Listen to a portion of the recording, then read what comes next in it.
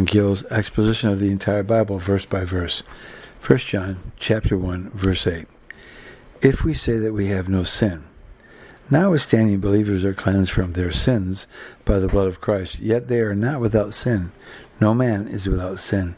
This is not only true of all men, as they come into the world, being conceived in sin and shapen by iniquity, and of all that are in the state of unregeneration, and of God's elect, while in such a state that even of all regenerated and sanctified persons in this life, as appears by the ingenuous confessions of sin made by the saints in all ages, by their complaints concerning it and groans under it, by the continual war in them between flesh and spirit, and by their prayers for the discoveries of pardoning grace and for the fresh application of Christ's blood for cleansing, by the remissioness of their discharge of duty, and by their frequent slips and falls and often backslidings, and though their sins are all pardoned and they are justified from all things by the righteousness of Christ, yet they are not without sin, though they are freed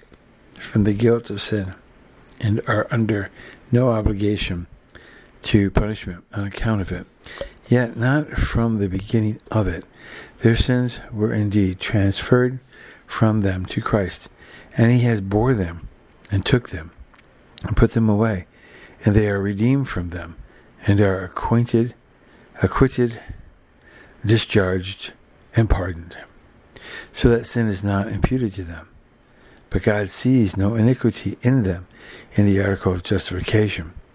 And also their iniquities are caused to pass from them as to the guilt of them, and are taken out of their sight, and they have no more conscience of them, having their hearts sprinkled and purged by the blood of Jesus, and are clear of all condemnation, the curse of the law, the wrath of God, or the second death, by reason of them, yet pardon of sin and justification from it, though they take away the guilt of sin and free from obligation to punishment.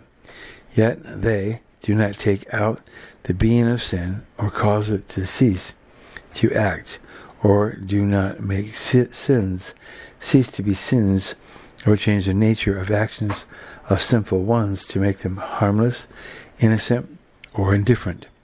The sins of believers are equally sins with other persons, are of the same kind in nature, and equally transgressions of the law, and many of them are attended with more aggravating circumstances, and are taken notice of by God and resented by him, and for which he chastises his people in love.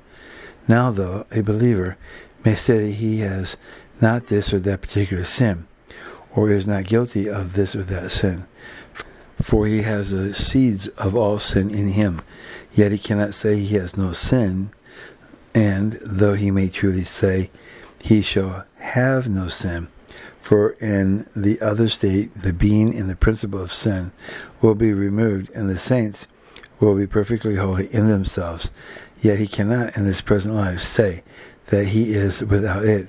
If any of us who profess to be cleansed from sin by the blood of Christ should affirm this, we deceive ourselves.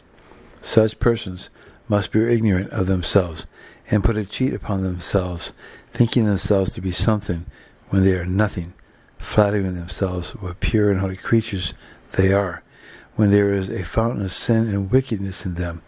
These are self-deceptions, sad delusions, and gross impositions upon themselves.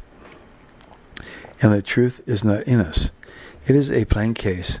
The truth of grace is not in such persons. For if there was a real work of God upon their souls, they would know and discern the plague of their own hearts, the impurity of their nature, and the imperfection of their obediency. Nor is the word of truth in them. For if they had entrance into them and worked effectively in them, they would in the light of it discover much sin and iniquity in them. And indeed, there is no principle of truth, no veracity in them. There is no sincerity or ingenuity in them.